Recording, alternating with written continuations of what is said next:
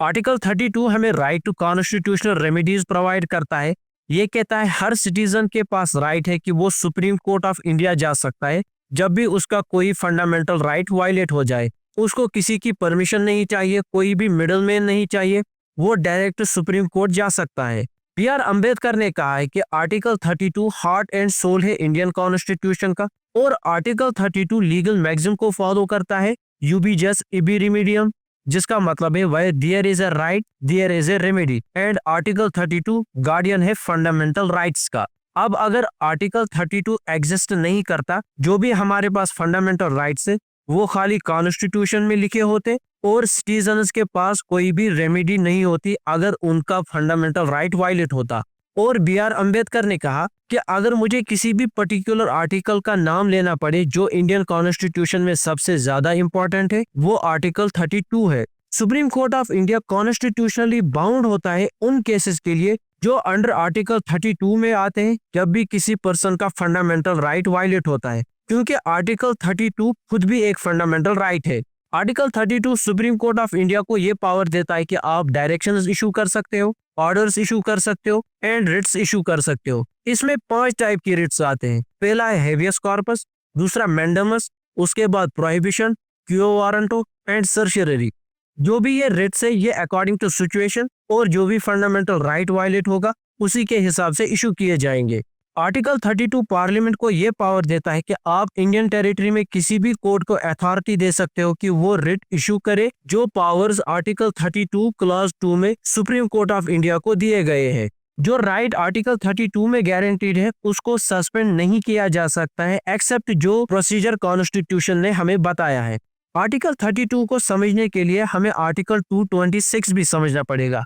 Article 226 high court को same power देता है। इसका मतलब हाई कोर्ट इशू कर सकता है डायरेक्शंस, ऑर्डर्स एंड रिट्स किसी भी पर्सन को, किसी भी अथॉरिटी को, एंड गवर्नमेंट को भी ये रिट इशू कर सकता है for the enforcement of fundamental right and for any other purpose. इसमें लीगल राइट्स को भी एनफोर्स किया जा सकता है। एंड हाई कोर्ट को यह भी पावर है कि वो किसी भी अथॉरिटी को या किसी भी पर्सन को अपनी टेरिटरी के बाहर भी रिट इशू कर सकता है जब कॉज ऑफ एक्शन उसकी जुरिस्डिक्शन में हुआ होगा। अब यहाँ पर यह कंफ्यूजन क्रिएट होती है कि इसका मतलब क्या आर्टिकल 226 ज्यादा स्ट्रांग है आर्टिकल 32 से, या क्या आर्टिकल 226 ने ओवरराइड किया आर्टिकल 32 को? नहीं, आर्टिकल 226 ने ना तो रिड्यूस किया एंड ना ही ओवरराइड किया उन पावर्स को जो आर्टिकल 32 ने सुप्रीम कोर्ट को दिए है। सुप्रीम कोर्ट अल्टीमेट गार्डियन है फंडामेंटल राइट्स का। अब हम 5 रिट्स को डिस्कस करेंगे, लेकिन उससे पहले हम समझते हैं रिट होती क्या है। रिट एक फॉर्मल रिटन ऑर्डर होता है जो कोर्ट इशू करती है एक पर्सन को, अथॉरिटी को या गवर्नमेंट को, जहां पर वो उनको डायरेक्ट करता है कि आप किसी एक्ट को करें या उनको फॉरवर्ड करता है कि आप इस एक्ट को मत करें in order to protect the legal rights and fundamental right of a person. 5 type की रिट हमारे पास है। पहली रिट हमारे पास है habeas corpus. Habeas corpus court तभी इशू करती है जब एक पर्सन को इलीगली डिटेन किया जाता है एंड कोर्ट बोलती है इस पर्सन को कोर्ट के सामने प्रोड्यूस करो, एंड अगर कोर्ट को लगता है कि जो ये डिटेंशन है ये इलीगल है तो कोर्ट उसके बाद उस पर्सन को रिलीज करता है। हैबियस कॉर्पस एक लैटिन टर्म है जिसका मतलब है to have the body. And habeas corpus कब इशू की जाती है? जब एक पर्सन को डिटेन किया जाता है विदाउट लीगल अथॉरिटी एंड जब लॉफुल प्रोसीजर फॉलो नहीं किया जाता है। ये लॉफुल प्रोसीजर हमें आर्टिकल 22 में दिया गया है। एग्जाम्पल से समझते हैं, अगर किसी पुलिस ऑफिसर ने पर्सन को अरेस्ट किया और अपनी कस्टडी में रखा एंड जिस तरह हमें बताया गया है कि मैजिस्ट्रेट के सामने प्रोड्यूस करना होता है, उसने इस पर्सन को मैजिस्ट्रेट के सामने प्रोड्यूस नहीं किया है with in the prescribed time. उसके बाद कोर्ट के पास ये अथॉरिटी है कि वो हैबियस कॉर्पस की रिट इशू कर सकती है एंड पुलिस ऑफिसर को बोल सकती है कि इस पर्सन को कोर्ट के सामने प्रोड्यूस करो। इसमें हमारे पास एक केस लॉ है, सुनील बात्रा वर्सेस दिल्ली एडमिनिस्ट्रेशन। इस केस लॉ में एक प्रिजनर ने सुप्रीम कोर्ट को लेटर लिखा था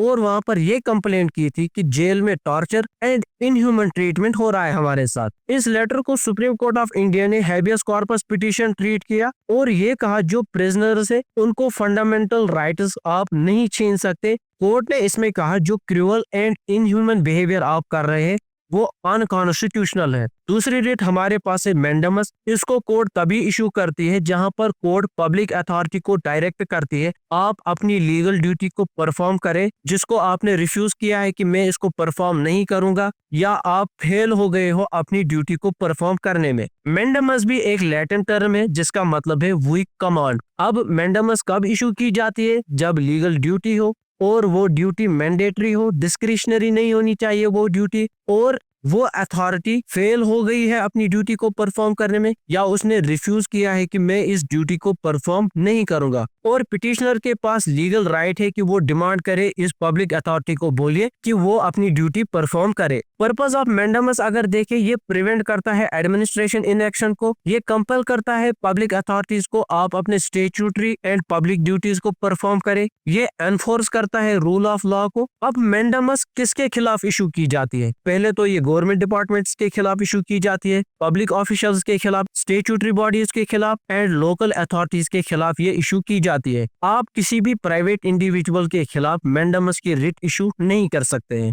इसमें हमारे पास केस ला है प्रागाटूल कॉर्पोरेशन वर्सेस सीए एम्यूनल। इसमें सुप्रीम कोर्ट के पास ये क्वेश्चन था कि क्या आप मैंडेमस की रिट इशू कर सकते हैं प्रागाटूल कॉर्पोरेशन के लिए, जो एक गवर्नमेंट कंट्रोल्ड कंपनी है। सुप्रीम कोर्ट ऑफ इंडिया ने इसमें कहा कि मैंडेमस की रिट तभी इशू की जाती है जब पब्लिक या स्टेचुटरी ड्यूटी इन्वॉल्व हो। मियरली अगर कोई कंपनी जिसको गवर्नमेंट कंट्रोल कर रही है उसके खिलाफ हम रिट इशू नहीं कर सकते, और इस केस ला में contractual and non statutory obligation dispute में है। तो सुप्रीम कोर्ट ऑफ इंडिया ने कहा कि हम यहाँ पर रिट ऑफ मैंडेमस इशू नहीं कर सकते। थर्ड रिट हमारे पास है प्रोहिबिशन। प्रोहिबिशन रिट इशू करती है हाई कोर्ट, लोअर कोर्ट या ट्राइब्यूनल्स को। यहाँ पर वो उनको कहता है कि आप अपनी प्रोसीडिंग्स को रोके क्योंकि ये आपकी ज्यूरिसडिक्शन के बाहर है या ये कॉन्ट्ररी टू लॉ है। प्रोहिबिशन का मतलब होता है फॉरबिड करना या प्रिवेंट करना, या हम कह सकते हैं कि प्रोहिबिशन का मतलब है किसी को स्टॉप करना। जो रिट है प्रोहिबिशन की, ये जुडिशियल या क्वाज़ी जुडिशियल अथॉरिटीज को इशू की जाती है, जहां पर उनको रोका जाता है कि आप अपने लीगल पावर्स को एक्सीड ना करें,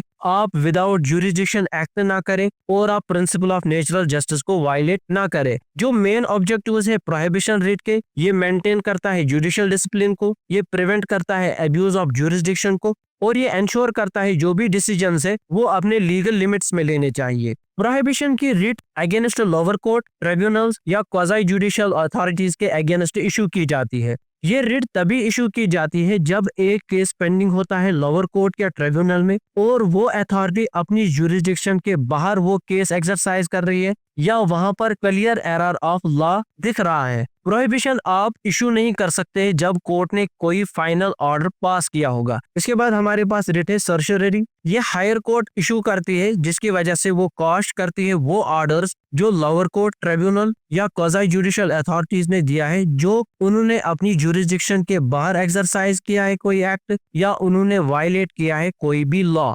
सर्शियरी भी एक लैटिन टर्म है जिसका मतलब है टू सर्टिफाई। सर्शियरी की रिट इशू की जाती है करेक्ट करने के लिए जुडिशियल एरर्स, और ये कॉश करती है उन डिसीजंस को जो विदाउट अथॉरिटी बनाए गए हैं, और ये एनफोर्स करती है नेचुरल जस्टिस, मेंटेन करती है जुडिशियल डिसिप्लिन, और ये इंश्योर करती है जो भी लोअर अथॉरिटीज है वो अपने पावर्स को मिसयूज ना करे। सर्शियरी इशू की जाती है जब कोर्ट ने अपना फाइनल ऑर्डर पास किया है और कोर्ट ने अपनी जुरिसडिक्शन के बाहर एक्ट किया है, और जो एरर ऑफ लॉ है वो अपीयर है on the face of the record, और इन्होंने प्रिंसिपल ऑफ नेचुरल जस्टिस को भी वायलेट किया है। ये रिट इशू की जाती है against lower court, tribunals and quasi judicial authorities. अब हमारे पास लास्ट रिट है क्यो वारंटो। क्यो वारंटो इशू करती है कोर्ट जब भी किसी की लीगल अथॉरिटी ऑफ पर्सन जिसने एक पब्लिक ऑफिस को होल्ड किया है, अगर कोर्ट को लगता है कि इसका अपॉइंटमेंट इलीगल है। क्यो वारंटो भी एक लैटिन टर्म है जिसका मतलब है बाय व्हाट अथॉरिटी। इस रिट की वजह से हम एक इलीगल अपॉइंटमेंट को चेक करते हैं पब्लिक ऑफिसेज में।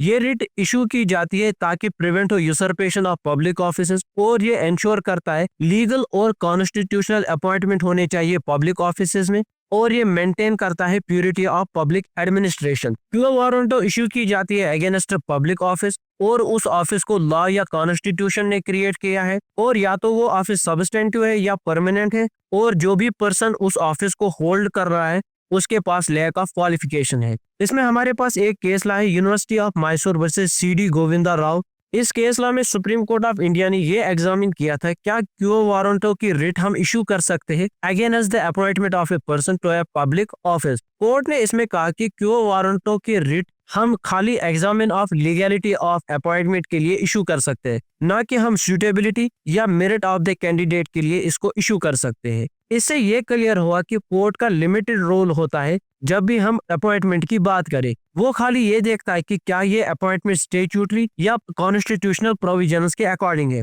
अगर कोर्ट को लगता है कि ये वायलेट करता है लॉ को, तो उस वक्त वो उस पर्सन को रिस्ट्रेन करता है फ्रॉम होल्डिंग दैट ऑफिस। आज का वीडियो इतना ही था। अगर वीडियो अच्छा लगा हो तो वीडियो को लाइक करना एंड चैनल को सब्सक्राइब करना।